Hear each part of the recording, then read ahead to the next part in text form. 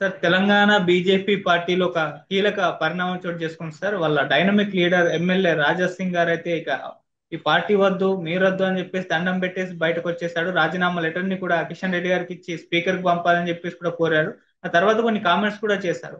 So ఇది ఇప్పుడు తెలంగాణ రాజకీయాల్లో సంచలనంగా మారిపోయింది. రాజా సింగ్ గారు ఎందుకు బయటకు వచ్చేసారు, మరి ఆయన కామెంట్స్ పైన మీరు ఏ విధంగా చూస్తారు సార్ దీన్ని?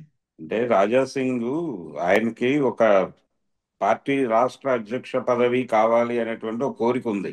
ఆ కోరిక తీరలేదు కాబట్టి చిరాకు వేసింది. అంటే తన కంట్రిబ్యూషన్ చాలా ఉంది పార్టీ అభ్యున్నతికి. అలాగే వచ్చే ఎన్నికల్లో తెలంగాణ రాష్ట్రంలో బీజేపీని అధికారంలోకి తీసుకురావడానికి కృషి చేస్తున్నటువంటి ప్రధానమైన నాయకుడిని తానే అని చెప్పి ఆయన క్లెయిమ్ చేసుకుంటున్నాడు. ఈ క్లెయిమ్ చేసుకునేటువంటి ప్రాసెస్లో నన్ను అధ్యక్షుడిగా ఎన్నుకోకపోతే వచ్చే ఎన్నికల్లో పార్టీ అధికారంలోకి వచ్చే అవకాశం లేదని కూడా ఆయనకు ఒక అభిప్రాయం ఉంది. ఆ అభిప్రాయం మేరకు చాలా సీరియస్గా ఆయన పార్టీ మీద, అంటే పార్టీ ఎవరైతే పనిచేస్తారో, ఎవరైతే పార్టీ కోసం అంటే అంకిత భావంతో పనిచేస్తూ పార్టీ సిద్ధాంతాలని వంట పట్టించుకుని ప్రపంచంలో ఒక అత్యున్నతమైనటువంటి స్థాయికి, అంటే పర్టికులర్గా తెలంగాణలో బీజేపీ ప్రభుత్వాన్ని ఏర్పరచడానికి సంబంధించి ఒక థియరిటికల్ ఇది, అంటే డ్రైవింగ్ ఫోర్స్గా ఉన్నటువంటి తనలాంటి వ్యక్తికి పగ్గాలు అప్పచెప్పకుండా ఎవరో రామచంద్రరావుకి అప్పచెప్పే ప్రయత్నాలు జరుగుతున్నాయి అనేది ఆయన ప్రధానమైన ఆరోపణ. రామచంద్రరావు పేరు ఈ రోజు రేపో ప్రకటిస్తారు అని ప్రచారం జరుగుతోంది. అయితే ఈయన ఆల్రెడీ తన రాజీనామా లేఖను పంపించాడు కిషన్ రెడ్డి గారికి. అయితే ఈయనతో బండి సంజయ్ మాట్లాడే ప్రయత్నం చేశాడు అనేది మనకి తెలుస్తున్న విషయం. కాకపోతే బండి సంజయ్కి కూడా క్లియర్గా చెప్పేశాడట ఈయన, లేదు లేదు నేను ఈ నిర్ణయం నుంచి వెనక్కి వెళ్ళను అని. అంటే ఒక బలమైనటువంటి హిందుత్వ శక్తిగా నేను ఎమర్జ్ అయి ఉన్నాను ఇక్కడ. అటువంటి నన్ను కాదని ఎవరినో, అంటే ఎవరైతే బలంగా హిందుత్వ కోసం ఫైట్ చేస్తున్నారో అటువంటి వాళ్ళని వదిలిపెట్టేసి చాలా సాఫ్ట్గా ఉండేటువంటి, లేకపోతే ఇప్పుడు యుద్ధ రంగంలో కావలసినటువంటి తెగువ ప్రదర్శించలేనటువంటి రామచంద్రరావు లాంటి వాళ్ళకి పగ్గాలు అప్పచెబితే పార్టీ నష్టపోతుంది తప్ప లాభం పొందదు అనేది ఆయన దృఢమైనటువంటి నమ్మకం. ఆ నమ్మకం మేరకు ఆయన పార్టీని అంటే థ్రెట్ చేస్తున్నాడు, బెదిరిస్తున్నాడు.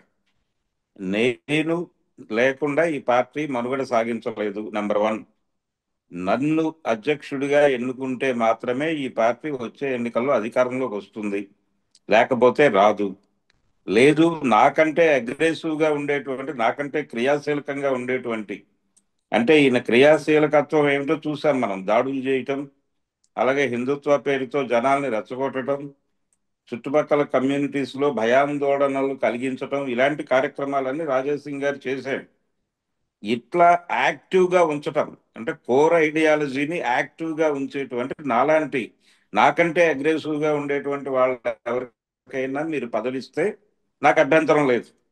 కానీ మామూలుగా ఉండేటువంటి రామచంద్రరావు లాంటి వ్యక్తుల్ని తీసుకొచ్చి మీరు అధ్యక్షుడిగా చేయటం వల్ల ఏ ప్రయోజనము ఉండదు. అందుకని దయచేసి ఇలాంటి ప్యాసివ్ డెసిషన్స్ మానేయండి, యాక్టివ్గా ఉండండి, యాక్టివిస్టుల్ని ప్రమోట్ చేయండి. అంతే తప్ప ఇలాంటి నిర్ణయాలు చేస్తే ఈ నిర్ణయం ఈ నిర్ణయం వెనక్కి తీసుకోకపోతే ఏమిటి పరిస్థితి, రాజాసింగ్ లేకుండానే బీజేపీ మనుగడ సాగిస్తుందా తెలంగాణలో అనేది చూడాలి. అంటే సాగించలేదు అనేది ఆయన ఉద్దేశం కావచ్చు, కానీ నెక్స్ట్ ఏదో ప్రోగ్రామ్ ఉండాలి కదా రాజాసింగ్కి. ఆయన అగ్రెసివ్గా, అంటే హిందుత్వ ఛాంపియన్గా తనని తాను ఆయన అభివర్ణించుకుంటున్నాడు.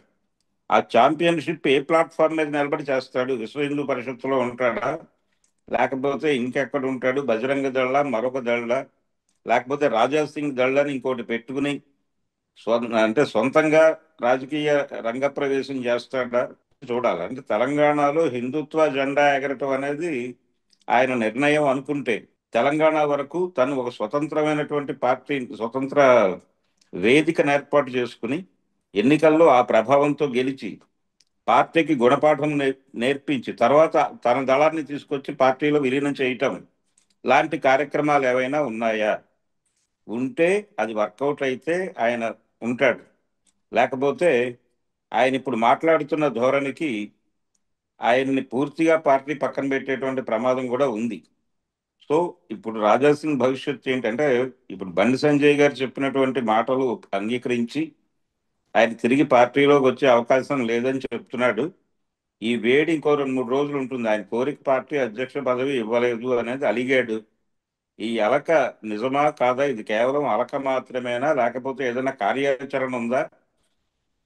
ఆ కార్యాచరణలో ముందుకు వెళ్తాడా, వెళ్ళి పార్టీ పెడతాడా, లేకపోతే ఇంకేమైనా చేస్తాడా, లేదు ఢిల్లీ వెళ్ళి ఏదైనా పైరవీ చేస్తాడా అనేది చూడాలి. ఇలా అలిగిన ప్రతి వాళ్ళకి పిలిచి పదవులు ఇచ్చుకుంటూ పోతే ఆ పార్టీ భవిష్యత్తు ఏమైపోతుందో వాళ్ళకే తెలియాలి. నిజంగానే పార్టీ ఫీల్ అయి ఉంటే, రాజాసింగ్ ఉంటేనే అధికారంలోకి వస్తుంది అని ఏదైతే ఆయన క్లెయిమ్ చేసుకుంటున్నాడో అది పార్టీ ఫీల్ అయితే పార్టీయే పిలిచి ఇస్తుంది అతనికి. ఆ ఫీలింగ్ కలిగించలేకపోయాడు అతను, అదే అతని వైఫల్యంగానే చూడాలి. రాజాసింగ్ ని పెడితే ప్రమాదం జరిగే అవకాశం ఉందంటే న్యూట్రల్ ఫేజ్ లో ఈ న్యూట్రల్స్ అందరూ పక్కకి వెళ్ళిపోయే ప్రమాదం ఉంది అనే భయంతో రామచంద్రరావుని తీసుకొస్తూ ఉండుండొచ్చు. కాబట్టి పార్టీ నిర్ణయానికి అంగీకరించి ఒక డెమోక్రటిక్ గా వెళ్లాల్సినటువంటి పరిస్థితిలో ఈయన తన అగ్రెసివ్, తన దూకుడుతనాన్ని బీజేపీ పార్టీ మీద కూడా ప్రదర్శిస్తున్నాడు. మరి పార్టీ ఎలా హ్యాండిల్ చేస్తుందో చూడాలి. Okay sir. బీఆర్ఎస్ లోకి చేరే ఛాన్స్ ఏమైనా ఉన్నాయా సార్? అంటే ఈయనకి ప్రాణవాయువు అయినటువంటి నినాదం కదా అది, హిందుత్వ అనేది. అవును. పాత బస్తీలో హిందుత్వ జెండాని బతికించడం అనేది నా జీవిత ధ్యేయం అని చెప్పుకుంటాడు ఆయన. మరి అది చేయాలంటే ఉంటే బీజేపీలో ఉండాలి, లేదంటే కనుక స్వతంత్రమైన దళాన్ని కట్టాలి ఆయన. ఒక స్వతంత్ర పార్టీని పెట్టి రాష్ట్రం అంతా అభ్యర్థులను నిలబెట్టి గెలిచి బీజేపీలో చేరతాడేమో చూద్దాం. బీఆర్ఎస్ లో చేరతాడు లాంటి ప్రచారాలు జరిగితే జరగచ్చు, కానీ అప్పుడు కోర్ ఐడియాలజీ పోతుంది. ఆయన బీఆర్ఎస్ లోకి వెళ్ళి ఏం చేస్తాడు ఆయన? అక్కడ కూడా జస్ట్ ఎమ్మెల్యే. ఇప్పుడు అక్కడ 1నో 2నో అయ్యే ప్రసక్తి లేదు. రాష్ట్ర అధ్యక్ష పదవి అక్కడ కూడా ప్లేట్లో పెట్టి ఆయనకు వెండిపళ్ళెంలో పెట్టించే పరిస్థితి లేదు, ఇంకే పార్టీలోనూ లేదు. కాబట్టి ఆయన కేవలం బీజేపీలో ఉండాలి, లేదంటే బయటకు వచ్చి రాజాసింగ్ దళ్ అని ఒక పార్టీ పెట్టుకుని ఆ పార్టీని రాష్ట్రంలో అధికారంలోకి తీసుకొచ్చి, అంటే ఇప్పుడు ఆయన చెప్తున్నాడు కదా, నన్ను అధ్యక్షుడిని చేస్తే తప్ప ఈ పార్టీ తెలంగాణలో అధికారంలోకి రాదు అని చెప్తున్నాడు ఆయన.